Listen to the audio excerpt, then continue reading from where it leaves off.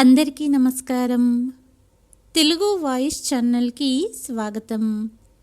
ఈనాటి మన కథ వృద్ధాప్య చివరి కోరిక.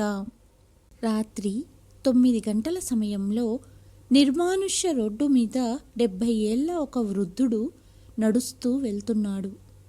అతని కాళ్ళు వణుకుతున్నాయి. ఊపిరి తీసుకోవడం కూడా ఇబ్బందిగా ఉంది అతనికి. కానీ ఎవరన్నా వెనక వస్తారేమో అని వేగంగా అడుగులు వేస్తున్నాడు ఆ వృద్ధుడు. నడుస్తూ నడుస్తూ మనసులో ఎన్నో ఆలోచనలు. పిల్లల చిన్నప్పుడు తల్లిదండ్రులే వారికి సర్వస్వం అవుతారు. కానీ పిల్లలకు వయసు పెరిగే కొద్దీ తల్లిదండ్రులపై ప్రేమకు బదులు వారి మనసుల్లో స్వార్థం పెరుగుతుంది. రాను రాను ఈ స్వార్థం దేనికి దారి తీస్తుందంటే తల్లిదండ్రులను కనీసం మనుషులుగా కూడా చూడరు. సావిత్రి మరణించాక ఒక తండ్రిగా నేను నా పిల్లల కోసం నా జీవితాన్ని త్యాగం చేశాను. వారి కోరికలను తీర్చడం కోసం నా కోరికలను చంపుకున్నాను. ఇద్దరినీ శక్తికి మించి చదివించి వాళ్ళ కాళ్ళపై వాళ్ళు నిలబడేలా చేశాను. కానీ ఇప్పుడు ఒక స్థాయికి వచ్చాక వృద్ధుడైన ఈ తండ్రి వారికి భారమయ్యాడు. నన్ను చంపాలని చూస్తున్నారు అని గోపాలరావు గారు ఆలోచిస్తూ కన్నీరు మున్నీరుగా విలపించారు. అతని కళ్ళు కన్నీటితో నిండడం వలన రోడ్డు కనిపించడం లేదు. కాసేపు ఆగి తన కండువాతో కళ్ళు తుడుచుకున్నాడు. మళ్ళీ మధ్యాహ్నం తన కొడుకు కోడళ్ల మాటలు గుర్తుకు వచ్చాయి గోపాలరావు గారికి. ఇంత ఆలోచించనవసరం లేదు, తీసుకెళ్ళి వృద్ధాశ్రమంలో చేర్పించేద్దాం, ఆయన తలనొప్పి తగ్గుతుంది అన్నాడు చిన్న కొడుకు వికాస్. అరే వికాస్, నాకేమీ అర్థం కావడం లేదు. అతన్ని వృద్ధాశ్రమంలో చేర్పించాక చుట్టుపక్కల తెలిసిన వారు బంధువులు ఏమనుకుంటారు? అందరూ ఇద్దరు కొడుకులుండి కూడా దండగా ఛీ అంటారు. కానీ అన్నయ్య, నాన్నకు వచ్చింది మామూలు జబ్బు కాదు, కుష్ఠరోగం. ఇంట్లో పిల్లలున్నారు. నాన్న ద్వారా పిల్లల్లో ఎవరికన్నా రోగం సోకితే అందుకే ఆయన్ని వృద్ధాశ్రమంలో వదలడమే కరెక్ట్ అన్నాడు వికాస్. కానీ వికాస్, వ్యాధి ఉంది కాబట్టి నాన్నను వృద్ధాశ్రమం వాళ్ళు కూడా జాయిన్ చేసుకోరనుకుంటా అన్నాడు పెద్ద కొడుకు రాజు. అన్నయ్య, ఒకసారి తీసుకెళ్లి ఆశ్రమంలో వదిలేద్దాం. ఆ తర్వాత ఆశ్రమం వాళ్ళు నాన్నను ఆశ్రమంలో పెట్టుకుంటారా లేదా అనేది వాళ్ళిష్టం. ఒకవేళ ఆశ్రమంలో పెట్టుకోకపోతే రోడ్డు మీద ఉంటాడు అన్నాడు వికాస్. కానీ వృద్ధాశ్రమం వారు అతన్ని జాయిన్ చేసుకోకపోతే ఖచ్చితంగా మనకే ఫోన్ చేస్తారు. అప్పుడు మళ్ళీ మనకే చుట్టుకుంటుంది ఆ దరిద్రం.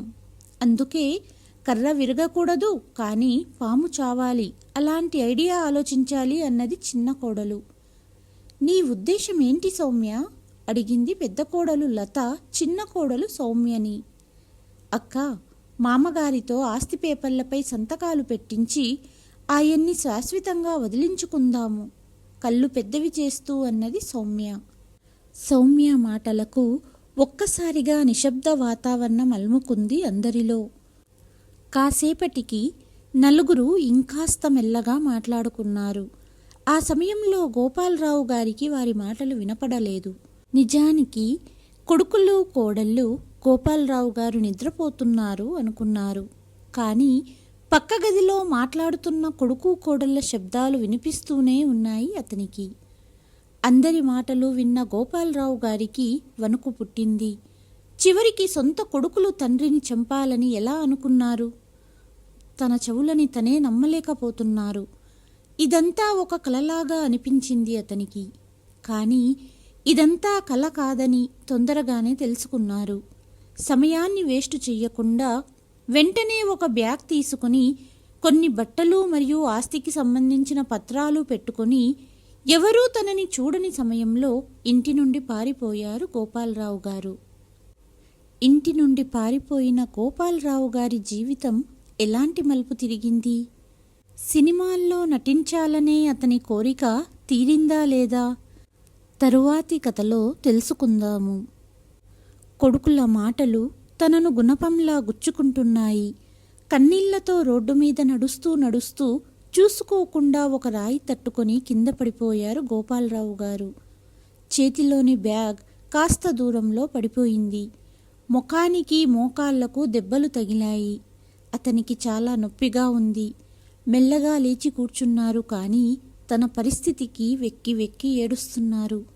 అతని మనసులో పాత జ్ఞాపకాలు కదలాడుతున్నాయి. పెద్ద కొడుకు రాజుకు 16 సంవత్సరాలు ఉన్నప్పుడు యాక్సిడెంట్ అయ్యింది. డాక్టర్ ఆపరేషన్ చేయటానికి 50,000 రూపాయల దాకా అవుతుంది అన్నారు. కానీ ఒక సామాన్య రైతైన గోపాలరావు వద్ద అంత డబ్బు లేదు. కానీ కొడుకును బ్రతికించుకోవాలని ఊరి సర్పంచ్ వద్దకు వెళ్ళి ఇంటి కాగితాలు పెట్టి డబ్బు బాకీ చేసి ఆపరేషన్ చేయించారు గోపాలరావు గారు.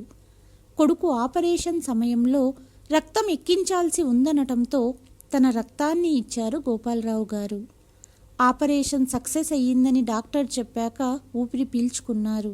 ఆ తర్వాత జమీందారు బాకీ చెల్లించటానికి చాలా కష్టపడవలసి వచ్చింది. వేరొకరి భూమిని కూడా సాగు చేయడానికి ఒప్పందం కుదుర్చుకుని చాలా కష్టపడి 1 సంవత్సరానికి సర్పంచ్ బాకీ తీర్చగలిగారు గోపాలరావు గారు. అక్కడితో ఆగకుండా పిల్లల భవిష్యత్తు కోసం మరింత కష్టపడ్డారు. ఇప్పుడు ఇద్దరినీ ఒక ఉన్నత స్థానంలో నిలబెట్టారు. నా బాధ్యతగా పిల్లల జీవితాలను తీర్చిదిద్దాను. కానీ కొడుకులు తమ తండ్రిని అని ఆలోచిస్తూ వెక్కి వెక్కి ఏడుస్తున్నారు. అంతలో, ఏమైంది పెద్దాయనా, చాలా ఆందోళనగా ఉన్నావు? అటుగా వెళ్తున్న ఒక ఆటో డ్రైవర్ గోపాలరావు గారిని అడిగాడు. దప్పిగగా ఉంది అని సమాధానమిచ్చారు గోపాలరావు గారు. వెంటనే తన వద్ద ఆటోలో ఉన్న నీళ్ల బాటిల్ గోపాలరావు గారికి ఇచ్చాడు అతను. పెద్దాయనా, ఎక్కడికన్నా వెళ్ళాలా? నేను వదులుతాను అని అన్నాడు ఆటో అతను. నన్ను దగ్గరలోని బస్టాప్ వద్ద వదులు అన్నారు గోపాలరావు గారు. సరే, ముందు నీళ్లతో తగిలిన దెబ్బలు క్లీన్ చేసుకో అంటూ అక్కడే కింద పడిపోయిన బ్యాగ్ను ఆటోలో పెట్టాడు ఆటో అతను. చేతి సహాయంతో గోపాలరావు గారిని మెల్లగా ఆటోలో కూర్చోబెట్టాడు. కాసేపటికి బస్టాప్ వద్ద గోపాలరావు గారిని వదిలి ఆటో అతను వెళ్ళిపోయాడు. చాలాసేపు ఒంటరిగా బస్టాప్ వద్దనే కూర్చున్నారు గోపాలరావు గారు. నేనెందుకు చావాలి? అసలు నా తలరాతను మార్చడానికి నా కొడుకులు ఎవరు? ఒకప్పుడు నాగలి పట్టి పొలం దున్నాను. నా వృద్ధాప్యం తలెత్తుకుని బ్రతుకుతాను. నా భవిష్యత్తు గురించి నేనే నిర్ణయం తీసుకుంటాను అనుకున్నారు. ఇక్కడి నుండి ఎక్కడికి వెళ్ళాలి అని ఆలోచించారు గోపాలరావు గారు. అంతలోనే ఒక బస్సు అతని ఎదురుగా వచ్చి ఆగింది. తరువాతి జీవితం విధి చేతుల్లో పెట్టి బస్సు ఎక్కారు గోపాలరావు గారు. కాసేపటికి కండక్టర్ గోపాలరావు వద్దకు వచ్చి, పెద్దాయనా, ఎక్కడికి వెళ్ళాలి అని అడిగాడు. బాబూ, ఎక్కడికి వెళ్ళాలో తెలియటం లేదు. ఈ బస్సు చివరిగా ఎక్కడ ఆగుతుందో అక్కడికి టికెట్ ఇవ్వు అన్నారు గోపాలరావు గారు. ఈ విధంగా గోపాలరావు గారు తన జీవితంలో కొత్త ప్రయాణాన్ని మొదలుపెట్టారు. మరోవైపు గోపాలరావు గారు ఇంట్లో లేరని తెలిసి తండ్రిని వెతికే పనిలో పడ్డారు అందరూ. చుట్టుపక్కల వారిని అడుగుతూ బంధువులను, స్నేహితులకు ఫోన్లు చేశారు. కానీ గోపాలరావు గారి ఆచూకీ తెలియలేదు. నిజానికి తండ్రి నుండి వాళ్ళు కూడా విముక్తులవ్వాలనుకున్నారు. కానీ ఆస్తి తమ పేరున రాయించుకున్నాక ఆ పని చేయాలనుకున్నారు. అందుకే ఆస్తి కోసం తండ్రిని వెతుకుతున్నారు. మరుసటి ఉదయం పొలాల మధ్యలో నుండి వెళ్తున్న బస్సు రిపేరీ వచ్చి ఆగింది. నిద్రిస్తున్న గోపాలరావు గారు కళ్ళు తెరిచారు. దూరంగా ఒక చిన్న గ్రామం కనపడింది. గోపాలరావు గారికి ఆకలిగా ఉంది. అందుకే అక్కడే బస్సు దిగిపోయారు. నీలి ఆకాశం వైపు చూస్తూ, భగవంతుడా, నువ్వే నాకు దారి చూపించు అని దేవుడిని ప్రార్థించారు. అంతలోనే గుడిలో గంటలు మోగే శబ్దం వినిపించింది. ఆ శబ్దం వైపు వెళ్లి చూసిన అతనికి ఆ గ్రామం మధ్యలో అమ్మవారి ఆలయం కనిపించింది.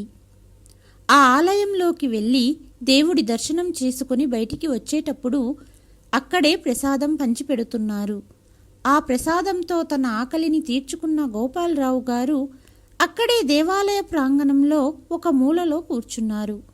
కొంత సమయం తర్వాత ఆలయ ప్రాంగణంలో జనం పెరిగిపోయారు. ఒక భక్తుడిని కారణం అడిగితే అక్కడ ఒక ఎన్జిఓ సంస్థ ఆధ్వర్యంలో ప్రతి సోమవారం ఆరోగ్య శిబిరం నిర్వహిస్తారని తెలిసింది. డాక్టర్లు ఫ్రీగా చూస్తారని, అలాగే కావలసిన టాబ్లెట్స్ కూడా ఫ్రీగా ఇస్తారని తెలిసింది. విషయం తెలిసాక గోపాలరావు కూడా ఆ శిబిరంలో పరీక్షలు చేయించుకున్నారు. మీకు వ్యాధి తొలి దశలో ఉంది కాబట్టి సరైన చికిత్స తీసుకుంటే త్వరగా కోలుకుంటారని చెప్పారు డాక్టర్లు. ఇక్కడి గవర్నమెంట్ హాస్పిటల్కి వెళ్ళి అక్కడి డాక్టర్ని కలవండి అని శిబిరంలోని డాక్టర్ చెప్పారు. గోపాలరావు గారు గ్రామంలోని గవర్నమెంట్ హాస్పిటల్కి వెళ్ళారు. హాస్పిటల్లో డాక్టర్ చెక్ చేసి టైంకి వచ్చి చెకప్ చేయించుకోవలసినదిగా, వ్యాధి తొలి దశలోనే ఉంది కాబట్టి ఖచ్చితంగా తగ్గిపోతుంది అని చెప్పి కొన్ని మందులు ఇచ్చారు. ఇప్పుడు గోపాలరావు గారికి బ్రతుకు మీద ఆశ కలిగింది. కానీ చికిత్సకు డబ్బు ఎక్కడి నుండి తీసుకురావాలి అని ఆలోచిస్తూ తిరిగి దేవాలయానికి చేరుకున్నారు. ఆ తర్వాత గోపాలరావు ఆలయ ప్రాంగణంలో ఒక మూలలో పడుకొని ఉన్నాడు. అప్పుడు ఎవరో వచ్చి ఆయన్ని నిద్రలేపారు. కళ్ళు తెరిచి చూసేసరికి ఒక చిన్న బాబు ఎదురుగా నిలబడి ఉన్నాడు. ఆ అబ్బాయి వయసు దాదాపు 10 సంవత్సరాలు ఉంటాయి. ఏమైంది బాబు? అడిగారు గోపాలరావు గారు. ఈ ప్లేస్ నాది, ఇక్కడ మీరెందుకు పడుకున్నారు అంటూ గొడవ పడ్డాడు ఆ చిన్న పిల్లవాడు. గోపాలరావు గారికి అబ్బాయి మాటలకి నవ్వాగలేదు. నీ పేరేంటి అని అడిగారు. ఆ అబ్బాయి తన పేరు సోను అని చెప్పాడు. సరే అని గోపాలరావు గారు అక్కడి నుండి లేచి దేవాలయం బయటకు వెళ్ళారు. అంతలో అక్కడ పూజారి గారు ఒక్కరే దేవాలయ ప్రాంగణాన్ని క్లీన్ చేస్తుండడం చూశారు గోపాలరావు గారు. గోపాలరావు కూడా ఆలయ పూజారికి సహాయం చేయడం మొదలుపెట్టారు. అప్పుడే సోను అక్కడికి వచ్చాడు. సోను, ఇంత వృద్ధాప్యంలో కూడా తాతగారు సహాయం చేస్తున్నారు. ఇలాంటి వారిని చూసి నేర్చుకో అన్నారు పూజారి. కొంతసేపటి క్రితమే గురక పెట్టి ఎలా నిద్రపోవాలో నేర్చుకున్నాను ఇతని నుండి అంటూ సోను సమాధానమిచ్చి వెళ్ళిపోయాడు. చిన్న పిల్లవాడు, ఏమీ అనుకోవద్దండి అన్నారు పూజారి గారు. అయ్యో, మీ అబ్బాయిని చూస్తుంటే నా మనవళ్ళు గుర్తొస్తున్నారు అన్నారు గోపాలరావు గారు. సోను నా కొడుకు కాదండి. సోనును అతని తల్లిదండ్రులు చిన్నప్పుడే ఆలయం వద్ద వదిలేసి వెళ్ళిపోయారు. అప్పటి నుండి సోను ఆలయంలోనే పెరుగుతున్నాడు. గవర్నమెంట్ స్కూల్ వెళ్ళమన్నాము. ఇష్టమైనప్పుడు వెళ్తాడు, లేదా గుడిలోనే నాతో పాటే ఉంటాడు. కానీ చాలా తెలివిగలవాడు చెప్పారు పూజారి. ఆ మాటలు విని గోపాలరావు గారు చాలా బాధపడ్డారు. విధి ఎంత విచిత్రము! ఒకవైపు కొడుకులు తండ్రి భారమయ్యాడని చంపడానికి చూస్తున్నారు, మరోవైపు కొడుకు భారమయ్యాడని గుడిలో వదిలేశారు అని ప్రపంచంలో క్రూరత్వం పెరిగిపోయిందనడానికి నిదర్శనం ఇలాంటి ఘటనలే అనుకున్నారు. సమయం మధ్యాహ్నం 2 గంటలు. గోపాలరావు గారికి ఆకలితో కడుపులో నొప్పిగా ఉంది. దగ్గరలోని డాబాలో భోజనం చేయటానికి వెళ్ళారు. కానీ అది నాన్ వెజ్ హోటల్ అని అతనికి తెలియదు. హోటల్లో వెళ్ళి చపాతీ కూర ఆర్డర్ చేసి ఎంతవుతుంది అని అడిగారు. 100 రూపాయలవుతుంది అని హోటల్ క్యాషియర్ చెప్పాడు. గోపాలరావు గారు కుర్తా జేబిలో వెతికితే అతనికి 80 రూపాయలే దొరికాయి. తినడానికి డబ్బు సరిపోదు అని గోపాలరావు గారు తిరిగి దేవాలయానికి వెళ్ళారు.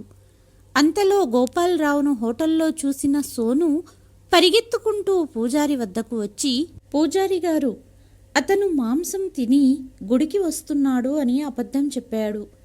ఇది విన్న పూజారి గోపాలరావు గారిని ఆలయం నుండి బయటకు వెళ్ళమని చెప్పాడు.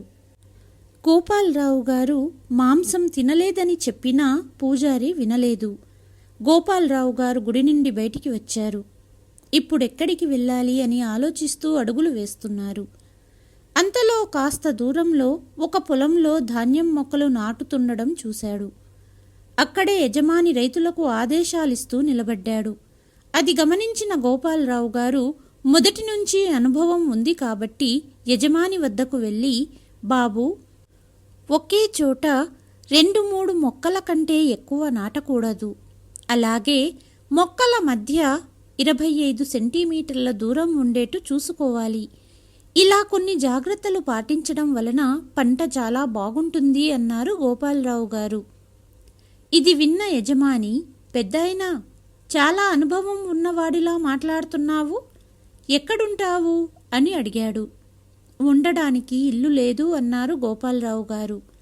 అవునా, నా పొలంలో పని చేస్తావా అడిగాడు యజమాని. తప్పకుండా చేస్తాను, కానీ మునుపటిలా పరిగెత్తుతూ పనులు చెయ్యలేను అన్నారు గోపాలరావు గారు.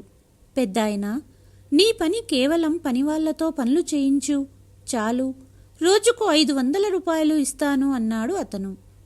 సంతోషంగా గోపాలరావు గారు ఆ రోజు నుండే పని చేయటం మొదలుపెట్టారు.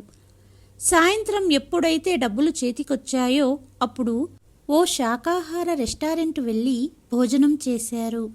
భోజనం చేసి తిరిగి పొలం వద్దకు వచ్చారు గోపాలరావు గారు. పడుకోవడానికి ఇల్లు లేదు కాబట్టి గోపాలరావు గారు పొలం దగ్గరలో పక్కనే ఉన్న గడ్డిపై పడుకున్నారు. ఇక ఇప్పుడు ప్రతిరోజు ఇదే విధంగా జరుగుతూ వచ్చింది. అప్పటి నుండి సమయానికి మందులు వేసుకోవటం, సమయానికి మంచి ఆహారం తినడం వలన గోపాలరావు గారి ఆరోగ్యం మెరుగుపడింది. ఒకరోజు గుడిలో ఎంక్వైరీ చేయటానికి కొందరు అధికారులు వచ్చారు. గుడి వ్యవహారాలు చూసుకునే మధుని పిలిచి గుడి విషయమై చాలా అవకతవకలు జరుగుతున్నట్టు తెలిసింది. గుడికి సంబంధించిన లెక్కలు చూపెట్టమన్నారు. అంతలో సోను ఇలా అన్నాడు. సార్, మీకు ఎవరో తప్పుడు సమాచారం ఇచ్చారు. మా అంకుల్ మధు ప్రతిరోజు గుడిలో వచ్చే డబ్బులు ఇంటికి తీసుకెళ్లి లెక్కపెట్టి మరుసటి రోజు తెచ్చి హుండీలో వేస్తారు అని చెప్పాడు. సోను మధుకి సహాయం చేస్తున్నాడు అనుకున్నాడు, కానీ అందరి ముందు నిజాన్ని బయటపెట్టాడు. మీ పైన యాక్షన్ తీసుకుంటాము అని మధుతో చెప్పి ఎంక్వైరీ ఆఫీసర్స్ వెళ్ళిపోయారు. కానీ సోను నిజాన్ని చెప్పాడని మధు సోనును చాలా కొట్టాడు. పూజారి ఎంత అడ్డుపడినా మధు వినలేదు. సోనును గుడి నుండి బయటికి నెట్టి ఇక నుంచి ఈ చుట్టుపక్కల్లో కనిపిస్తే చంపేస్తాను అని బెదిరించాడు. సోను తన బ్యాగ్ తీసుకుని ఏడుస్తూ వెళ్ళిపోయాడు. సోనుకి ఎవ్వరూ లేరు. ఇప్పుడు ఎక్కడికి వెళ్తాడు? ఏడుస్తూ వెళ్తున్న సోను కాస్త దూరం వెళ్ళాక ఒక పొలం గట్టు మీద కూర్చొని ఏడుస్తున్నాడు. ఆ పొలం ఇప్పుడు గోపాలరావు గారు పనిచేస్తున్న పొలమని సోనుకి తెలీదు. కాసేపటికి కూర్చొని ఉన్న సోనును చూసి, సోను, ఏమైంది, ఎందుకు ఇంత బాధగా ఉన్నావు అని అడిగాడు. తాతయ్య, మీరిక్కడా? నేను చేసిన తప్పుకు దేవుడు నన్ను శిక్షించాడు. పూజారి అంకుల్కు మీ గురించి అబద్ధం చెప్పి మిమ్మల్ని దేవాలయం నుంచి బయటికి పంపించాను కదా, అందుకే గుడి వ్యవహారాలు చూసుకునే మధు అంకుల్ నన్ను కొట్టి దేవాలయం నుంచి బయటకు నెట్టేశారు అని చెప్పాడు. గోపాలరావు గారు సోను తలను నిమురుతూ, పర్వాలేదు సోను, నేను కూడా ఒంటరిగానే ఉన్నాను, నువ్వు కూడా ఒంటరిగానే ఉన్నావు, ఇక నుంచి మనం కలిసి ఉందామని అన్నారు గోపాలరావు గారు. వెంటనే సోను గోపాలరావు గారిని హత్తుకున్నాడు. అప్పటి నుంచి ఇద్దరూ కలిసి ఉంటున్నారు. తాతయ్య, నిన్ను ఎప్పుడూ అడగలేదు, అసలు నువ్వెవరు? నీకంటూ కుటుంబం, పిల్లలు లేరా? కుటుంబం గురించి వినగానే గోపాలరావు గారి కళ్ళు చెమర్చాయి. చెప్పుకోవడానికి పెద్ద కుటుంబమే ఉంది. 2 కొడుకులు, కోడళ్ళు, మనుమలు, మనుమరాళ్ళు. కానీ నా అని చెప్పుకోవడానికి ఎవ్వరూ లేరు. నా కొడుకులే నన్ను ఇంటి నుండి గెంటేయాలనుకున్నారు. అందుకే ఇంటి నుండి పారిపోయి ఇక్కడికి వచ్చాను అంటూ గోపాలరావు గారు బాధపడ్డారు. తాతయ్య, ఇలా బాధపడితే ఎలా? నన్ను చూడండి, నా తల్లి తండ్రి నన్ను చిన్నప్పుడే వదిలేశారు. అసలు నా తల్లి తండ్రి ఎలా ఉంటారో చూడనే లేదు. నేను ఎప్పుడూ బాధపడలేదు. మరి మీరెందుకు ఇంత బాధపడుతున్నారు? ఇక నుండి ఏడవకండి అన్నాడు సోను. సోను మాటలు గోపాలరావు గారిని చాలా ఆశ్చర్యపరిచాయి. ఇంత చిన్న పిల్లవాడి మాటలు ఎంత ధైర్యాన్నిస్తాయి అనుకున్నారు మనసులో. ఆ రాత్రికి ఇద్దరూ పొలం పక్కనే ఉన్న గడ్డిలోనే పడుకున్నారు. మరుసటి ఉదయం పొలం యజమాని సహాయంతో కొన్ని ఇటుకలు, ఒక తలుపు కొని పొలం పక్కనే ఒక చిన్న గదిని కట్టుకున్నారు. అప్పటికే సాయంత్రం అయ్యింది. యజమాని మళ్ళీ గోపాలరావు వద్దకు వచ్చాడు. పెద్దాయనా, ఇంకేమన్నా సామాను కావాలంటే చెప్పండి, నేను తెప్పిస్తాను అన్నాడు. మా కోసం ఇంత చేశావు, ఇద్దరము ఉండడానికి ఒక గది తయారయ్యింది, ఇంకేమీ వద్దు అన్నారు గోపాలరావు గారు. అప్పటి నుండి ఇద్దరూ సంతోషంగా ఉండేవారు. ఒకనాడు, తాతయ్య, వృద్ధాప్యం వచ్చాక దేవుడు వద్దకు వెళ్ళిపోతారట కదా, నేను విన్నాను. మీరు కూడా ముసలివారవుతున్నారు అంటే మీరు కూడా భగవంతుడి వద్దకు వెళ్ళిపోతారా? కానీ అంతకు ముందే మీకేమన్నా కోరికలుంటే నాతో చెప్పండి అడిగాడు సోను. చిన్న పిల్లవాడయ్యుండి నా గురించి ఇంత ఆలోచిస్తున్నాడు. కానీ నా కొడుకులు, జీవితమంతా కొడుకుల కోసమే త్యాగం చేసిన తండ్రిని ఈ పరిస్థితికి తీసుకువచ్చారు అని తన ఆలోచనలలో మునిగిపోయిన గోపాలరావు గారిని, తాతయ్య ఏమయ్యింది చెప్పండి అంటూ సోను బతిమాలడంతో, అవును సోను, చాలా కోరికలే ఉండేవి, కానీ జీవితమంతా బాధ్యతలను నెరవేరుస్తూ నా కోరికలను మర్చిపోయాను. ఇక ఇప్పుడు ఈ వయసులో ఆశ కూడా లేదు అన్నారు గోపాలరావు గారు. లేదు తాతయ్య, చెప్పండి, మీ ప్రతి కోరికను నేను నెరవేరుస్తాను, చెప్పండి అని సోను బలవంత పెట్టడంతో, సరే అయితే మొదటగా కోట్ వేసుకుని ఫోటో దిగాలనుంది. ఆ తర్వాత పెద్ద సినిమా హాల్ వెళ్ళి సినిమా చూడాలనుంది. తర్వాత ఏదైనా పెద్ద హోటల్లో తినాలనుంది. చివరి కోరిక సినిమాలో నటించాలనుంది అంటూ నవ్వారు గోపాలరావు గారు. సోను కూడా నవ్వి, పర్వాలేదు తాతయ్య, ఒక్కొక్కరికి ఒక్కో రకమైన కోరికలుంటాయి. నీకు సినిమాలో నటించాలనే కోరిక ఉండటం తప్పు కాదు అన్నాడు. ఇక ఒక్కొక్క కోరికను నెరవేర్చుకుందాము అన్నాడు. అది సరే కాని సోను, నీ కోరికలు చెప్పలేదు, చెప్పు అడిగారు గోపాలరావు గారు. ఇంకా నేను చిన్న పిల్లవాడిని, నాకంటూ పెద్ద కోరికలు లేవు. పెద్దవాడినయ్యాక బాగా డబ్బు సంపాదించాలి, అదే నా కోరిక అన్నాడు సోను. సోను చెప్పింది విన్న గోపాలరావు గారు సంతోషపడ్డారు. ఆ తర్వాత కొద్ది రోజులు ఇద్దరూ కలిసి పొలం పనులు చేసేవారు. కాస్త డబ్బు సంపాదించుకొని పొలం యజమాని వద్ద పర్మిషన్ తీసుకొని నగరానికి వెళ్ళారు. మొదటగా ఒక షాపింగ్ మాల్ వెళ్ళి గోపాలరావు కోసం blue colour coat pant, Sonu కోసం బట్టలు కొన్నారు. అక్కడే ఉన్న ఒక స్టూడియోకి వెళ్ళి ఇద్దరూ కలిసి ఫోటో దిగారు. పక్కనే ఎగ్జిబిషన్ ఉందని తెలిసి సోను, గోపాలరావు ఇద్దరూ వెళ్ళారు. చాలా ఎంజాయ్ చేశారు. కాసేపటికి బయటికొచ్చాక సోను పెద్ద హోటల్ని చూశాడు. తాతయ్య, హోటల్ వెళ్దాం అంటూ ఇద్దరూ హోటల్ లోపలికి వెళ్ళారు. అంత పెద్ద హోటల్ని చూసి గోపాలరావు గారు ఆశ్చర్యపోయారు. వారు వెజిటేరియన్ ఆర్డర్ చేసి సంతోషంగా భోజనం చేశారు. అంతలో పక్కనే ఉన్న టేబుల్ వద్ద ఒక మనిషి సూటు ప్యాంటు వేసుకుని కూర్చొని ఉన్నాడు. చాలామంది అతని నుంచి ఆటోగ్రాఫ్లు తీసుకుంటున్నారు. అతనెవరు అని సోను వెయిటర్ని అడిగాడు. అతను ప్రొడ్యూసర్, చాలా సూపర్ హిట్ సినిమాలు చేశాడని వెయిటర్ సోనుతో చెప్పాడు. అప్పుడు సోనుకు ఒక ఆలోచన వచ్చింది. గోపాలరావు గారితో ఏమీ చెప్పకుండా ఆ ప్రొడ్యూసర్ దగ్గరగా వెళ్ళి, అంకుల్, మీరు నిజంగా సినిమాలు చేస్తారా అని అడిగాడు. సోను అలా అడగడంతో ప్రొడ్యూసర్ నవ్వుతూ, అవును, నేను చాలా సినిమాలు చేశాను. ఎందుకు, నువ్వు కూడా హీరో కావాలనుకుంటున్నావా అని అడిగారు. సోను ముఖం వెలిగిపోయింది. గోపాలరావు గారిని చూపిస్తూ, అంకుల్, ఇతను నా తాతయ్య. ఆయనకు సినిమాల్లో నటించాలనే కోరిక ఉంది. నేను అతని కోరికను నెరవేర్చాలనుకుంటున్నాను. మీరు ఆయనకు మీ సినిమాలో ఒక చిన్న పాత్ర ఇస్తే చాలా బాగుంటుంది అని అడిగాడు. ప్రొడ్యూసర్ కాస్త ఆలోచించి, ఈ వయసు వారి కోసం నా తరువాతి సినిమాలో ఒక చిన్న పాత్ర ఉంది. అది ఒక రైతు పాత్ర. ఆ పాత్రకు నిజంగా ఒక రైతులా కనిపించే వ్యక్తి కావాలి అని అన్నాడు ప్రొడ్యూసర్. సోను ఆనందంతో, అంకుల్, మా తాతయ్య రైతు. ఆయన ఎప్పుడూ ధోతీ కుర్తా మాత్రమే వేస్తారు.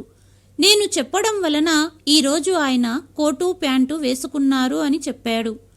అవునా అని ప్రొడ్యూసర్ తన విజిటింగ్ కార్డు ఇస్తూ రేపు సెట్కి రావాలని చెప్పాడు. సోను ఆనందంతో గోపాలరావు దగ్గరికి వెళ్ళి జరిగినదంతా చెప్పాడు. గోపాలరావు కూడా చాలా సంతోషించారు. ఆ రాత్రికి ఇద్దరూ ఒక పార్కులో గడిపారు. మరుసటి రోజు ఇద్దరూ సెట్కి వెళ్లారు. గోపాలరావును ధోతీ కుర్తాలో చూసి ప్రొడ్యూసర్ దగ్గరగా పిలిచారు. కొన్ని డైలాగులు చెప్పి ఒక సీన్ని తీశాడు. మళ్ళీ రేపు అదే సమయానికి రావాలని చెప్పాడు. సాయంత్రం అయ్యింది. గోపాలరావు గారిని మాల్లో చిరంజీవి గారి సినిమాకు తీసుకెళ్లాడు సోను. గోపాలరావు గారికి ఇదంతా ఓ కలలా అనిపిస్తుంది. ఆ మరుసటి రోజు మళ్ళీ సెట్కి వెళ్లారు. అలా 4-5 రోజులు షూటింగ్ చేసిన తర్వాత గోపాలరావు గారికి 30,000 రూపాయలిచ్చాడు ప్రొడ్యూసర్. డబ్బు తీసుకుని సంతోషంగా ఇద్దరూ తిరిగి గ్రామానికి వచ్చారు. తాతయ్య, మీ కోరికలన్నీ తీరినట్టేనా అడిగాడు సోను. నిజంగా కలలా ఉంది సోను అన్నారు గోపాలరావు గారు. సోనుని ప్రైవేటు స్కూల్లో జాయిన్ చేశారు గోపాలరావు గారు. గోపాలరావు గారికి కూడా ఇప్పుడు వ్యాధి పూర్తిగా నయమయ్యింది. ఆరోగ్యంగా ఉన్నారు. గోపాలరావు గారు పొలం పనులు చేసేవారు. సోను స్కూల్ వెళ్ళేవాడు. రోజులు గడుస్తున్నాయి. గోపాలరావు గారు నటించిన సినిమా రిలీజ్ అయ్యింది. ఆ సినిమాలో గోపాలరావు గారి నటన నచ్చి మరికొన్ని సినిమా ఆఫర్స్ వచ్చాయి గోపాలరావు గారికి. తన తలరాత ఇలా మారిపోవటం గోపాలరావు గారికి కూడా ఆశ్చర్యంగా ఉంది. అతను చాలా సంతోషంగా ఉన్నారు. ఇక రాను రాను సినిమాలో నటించడానికి ప్రతిసారి నగరానికి రావడం ఇబ్బందవుతుందని గోపాలరావు గారు సోనుతో కలిసి నగరంలో ఇల్లు కొన్నారు. ఇప్పుడు సోను కూడా నగరంలోని స్కూల్లో చదివేవాడు. గోపాలరావు గారు సినిమాలో నటిస్తున్నారని కొడుకు కోడళ్లకు తెలిసి తండ్రి అడ్రస్ తెలుసుకుని తండ్రి వద్దకు వచ్చారు. తండ్రి ఇంటిని చూసి ఇద్దరు కొడుకులు ఆశ్చర్యపోయారు. ఇంటి బయట నేమ్ ప్లేట్ ఉంది. అందులో గోపాలరావు అని రాసి ఉంది. బెల్ శబ్దం కావటంతో గోపాలరావు గారు బయటికి వచ్చి తలుపు తెరిచారు. తండ్రిని చూసి, నాన్నా, నిన్ను ఎక్కడెక్కడో వెతికాము తెలుసా? అసలు ఎందుకు ఇల్లు వదిలి వెళ్ళిపోయావు అంటూ పెద్ద కొడుకు రాజు తండ్రిని హత్తుకోవడానికి వచ్చాడు. కానీ గోపాలరావు గారు కాస్త వెనక్కి జరిగారు. నాకు తెలుసు నువ్వెందుకు నా కోసం వెతుకుతున్నావో. మీరు నా కోసం కాదు, ఆస్తి కోసం నన్ను వెతికారు. ఇప్పుడు కూడా ఆస్తి కోసం నన్ను వెతుక్కుంటూ వచ్చారు అన్నారు గోపాలరావు గారు. తండ్రి నుండి ఇలాంటి సమాధానం విని ఇద్దరికీ చెమటలు పెట్టాయి.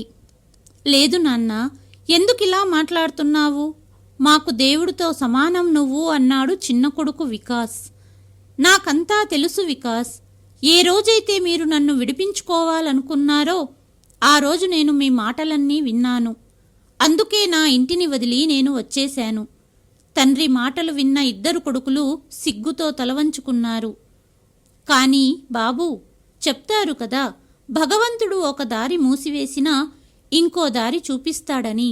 అలా సోను నా జీవితంలోకి వచ్చి నా తలరాతనే మార్చేశాడు అంటూ సోను వైపు చూస్తూ అన్నారు గోపాలరావు గారు. కానీ నాన్న, సొంత కొడుకులను వదిలి దారిలో పోయే వాళ్ళని సొంతమంటున్నావా అన్నారు కొడుకులు. సోను గురించి ఇంకొక మాట మాట్లాడినా జాగ్రత్త. నా ప్రాణం సోను అన్నారు గోపాలరావు గారు. ఇంకొక మాట, ఏ ఆస్తి గురించి నన్ను వెతుక్కుంటూ వచ్చారో అదంతా నా కష్టార్జితం. అందులో నుండి ఒక్క పైసా కూడా మీకు చెందదు. ఏ తండ్రినైతే మీరు కాదనుకున్నారో అలాంటి మీకు ఆస్తిలో వాటా అడిగే హక్కు లేదు. నా ప్రాపర్టీ మొత్తానికి కేవలం సోనుకి మాత్రమే హక్కు ఉంటుంది. ఇప్పుడు మీరు ఉన్న ఇల్లు కూడా ఖాళీ చెయ్యండి. ఇక మీతో ఎటువంటి సంబంధమూ లేదు. వెళ్ళండి ఇక్కడి నుండి అన్నారు గోపాలరావు గారు. కొడుకులిద్దరికీ వాళ్ళ తప్పు తెలిసొచ్చింది. నువ్వే అలా అంటే మేము ఎక్కడికి వెళ్ళగలము నాన్నా అంటూ తండ్రిని వేడుకున్నారు. కానీ గోపాలరావు గారు కొడుకుల మాటలు పట్టించుకోలేదు. వాచ్మెన్ని పిలిచి వీళ్లను బయటికి గెంటేసేయండి అన్నారు గోపాలరావు గారు. వాచ్మెన్ ఇద్దరినీ బయటికి తోశాడు. ఒక్క మాట వినండి. తండ్రి కొడుకులకు ప్రేమనే పంచుతాడు, కానీ అవసరమైతే గుణపాఠం కూడా నేర్పుతాడు. ఇక వెళ్ళండి అన్నారు. అలాగే వృద్ధాప్యమంటే జీవితం ముగింపు కాదు, కొత్త అధ్యాయంగా మార్చుకోవచ్చని గోపాలరావు నిరూపించారు. ప్రస్తుత సమాజంలో జరిగిన కొన్ని సన్నివేశాల ఆధారంగా ఈ కథను రాయడం జరిగింది. కథ అందరికీ నచ్చిందని భావిస్తున్నాను. కథ నచ్చినట్లయితే please like, share and subscribe to Telugu voice. మరి ఒక కథతో మళ్ళీ మీ ముందుకు వస్తాను. అంతవరకు సెలవు.